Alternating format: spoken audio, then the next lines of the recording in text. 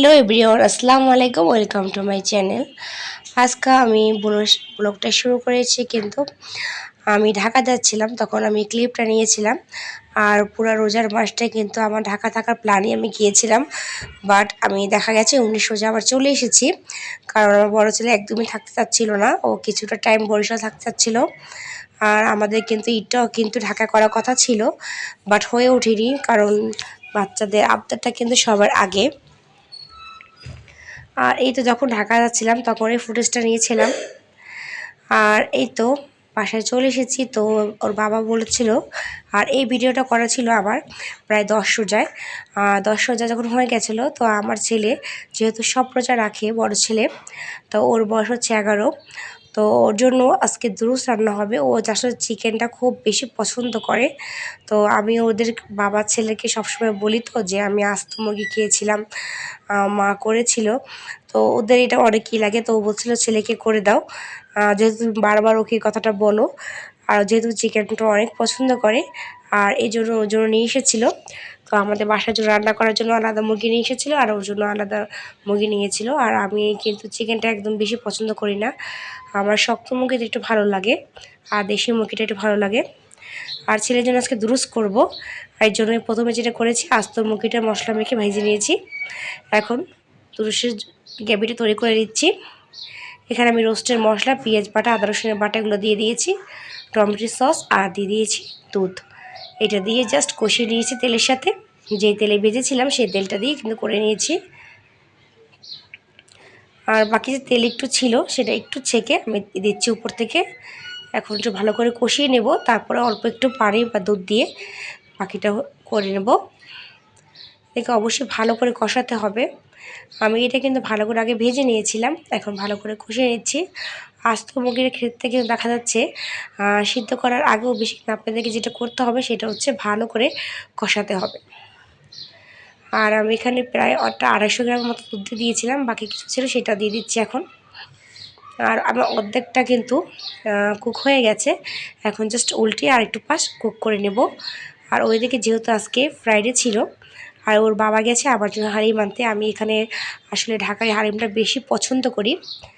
আর এখানে আমার দুরুসটা রান্না কিন্তু কমপ্লিট, একদম রোস্টের মতো করে নিয়েছি, কিন্তু দুরুসটা কিন্তু একটু ঝাল হয়। আর একটু সাথে একটু প্লেন পোলাও করব, একদম সাদা করে পোলাও করছি, যেহেতু ঘরে সবাই রোজা আছে, হালকা পাতলা করছি, এটাই আমরা ইফতারিতে খাবো। আর আমি ঘি আর তেল দিয়ে করে নিচ্ছি, হালকা হালকা দিচ্ছি। আর এখানে গরম পানিটাও আছে, এটা দিয়ে দেবো। আর পোলাওর ভিতরে কিন্তু সবসময় কিন্তু গরম পানিটা ইউজ করতে হবে, তাহলে কিন্তু আপনার পোলাওটা সবসময় ঝরঝরা হবে। আর এখানে দেখতেই পাচ্ছেন পোলাওটা কিন্তু হয়ে গেছে, আর পোলাওটা কত সুন্দর ঝরঝরা হয়েছে। আমি হালকা মশলা ভিতরে করে নিয়েছি। আর সাথে সাথে সময় ছিল না, এক হাতে কিন্তু রান্না করছি আর এক হাতে থেকে শরবতগুলো গুলিয়ে নিচ্ছি। আর এখানে আমি একটু এসবগুলো বেশি তোকমার দানা, চিয়া সিড এগুলো ভিজিয়ে রেখেছিলাম, এখন জাস্ট ট্যাংটা করে নেব।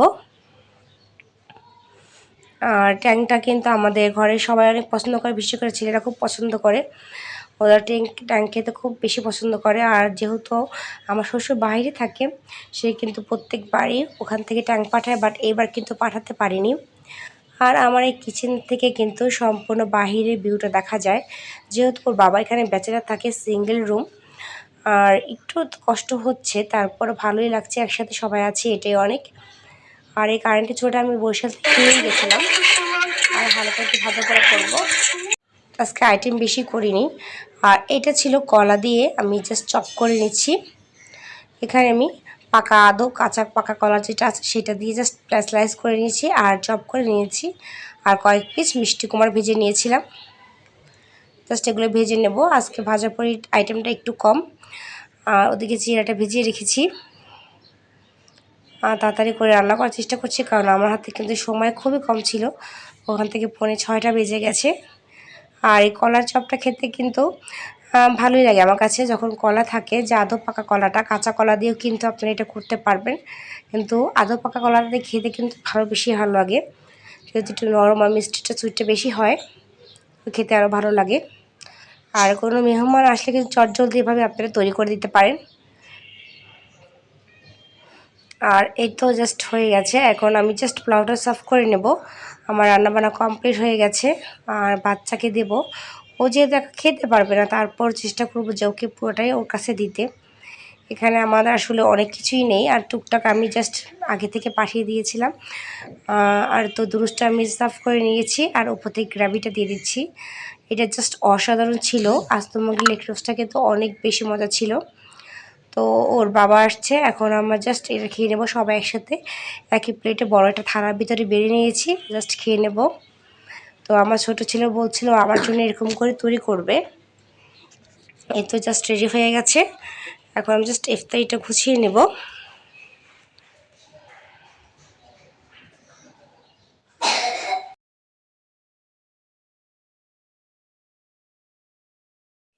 আর এই সাদা পোলাওর সাথে কথা আমি শক্ত মুরগিটা একটু রান্না করে নিয়েছি।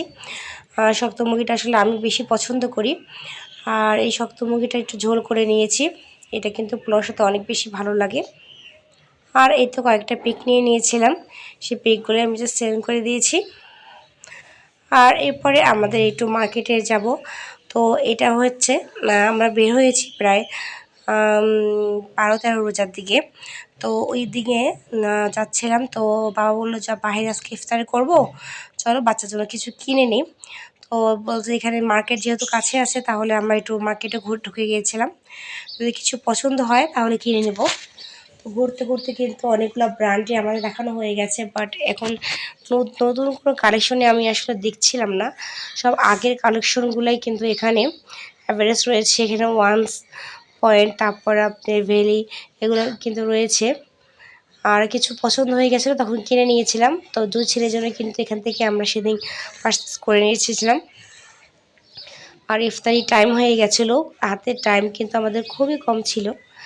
আর ড্রেসগুলো দেখাতে পারলাম না, কারণ যেহেতু ঈদের জিনিস, বাচ্চারা কিন্তু নিজের ড্রেসগুলো একদম দেখাতে চায় না, ঈদের দিনই শো করতে চায়। আমরা ছোটোবেলায় এরকম ছিলাম। আর এখান থেকে কিছু পাঞ্জাবি দেখছিলাম ভাইয়ের জন্য। তো পাঞ্জাবি সেরকম একটা পছন্দ হয়নি, সে আবার একটু বেশি গর্জিয়াসগুলো কিন্তু বেশি পছন্দ করে না, একদম সিম্পলগুলো হয় তখন কিন্তু ভালো লাগে। আর এই তো ইফতারি টাইম হয়ে গেছিলো, আমরা বাইরে থেকে কিছু খাবার কিনে নিয়েছি। চিকেন পরোটা কিনে নিয়েছিলাম, আর রেস্টুরেন্টে ঢুকে জাস্ট এই প্লেটারটা অর্ডার দিয়ে দিয়েছিলাম। আমরা জিলাপি এমনকি মাঠা অনেক কিছু কিনে নিয়ে এসেছিলাম। তো এগুলোই খাচ্ছিলাম এখানে বসে। আর এই চিকেন পরোটা কিন্তু আমার খুব পছন্দ। আর বরিশালে কিন্তু পরোটাটা বেশি পাওয়া যায় না। ওয়েল ফুড এগুলোতে দেখা যায় ঢুকলে অবশ্য পাওয়া যায়, কিন্তু অ্যাভেলেবেল দোকানে কিন্তু পাওয়া যায় না। তো সেগুলি জাস্ট আমি কয়েক পিস নিয়ে নিয়েছিলাম। আর আমি শুধু চিকেন পরোটা দিয়ে ইফতারি করলাম, আর সাথে জিলাপি ছিল, আর এখানে প্লেটার নিয়েছিলাম। আর এই তো সাথে লাচ্ছি ছিল।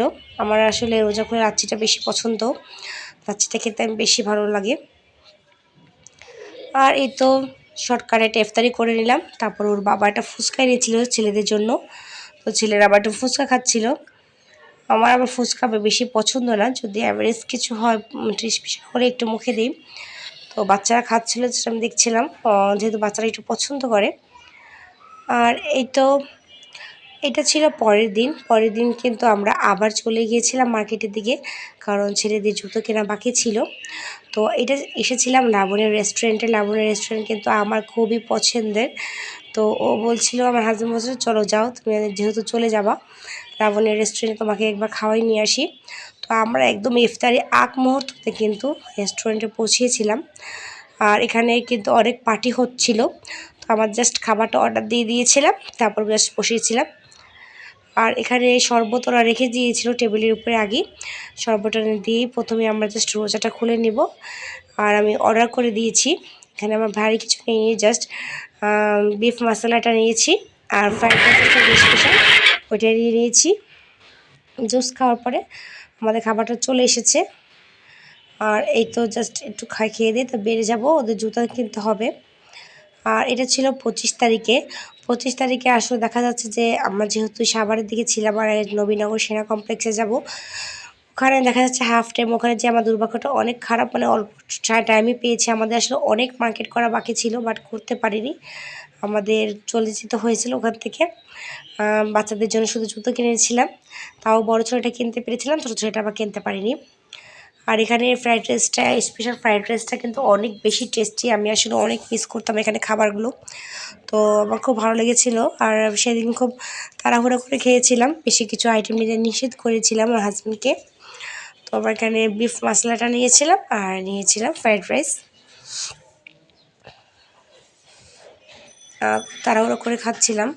আর আমি যেহেতু অসুস্থ ছিলাম, আসলে আমি কিন্তু খাবারের ফ্লেভারটা পাইনি, কিন্তু খাবারটা যে টেস্ট ছিল এটা জাস্ট বুঝতে পারছিলাম।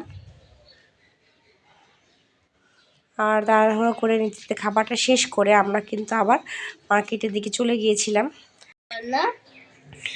আর এই তো খাবারটা আমরা জাস্ট খেয়ে নিয়েছি তাড়াহুড়া করে, তারপরে আমরা মার্কেটের দিকে চলে যাব।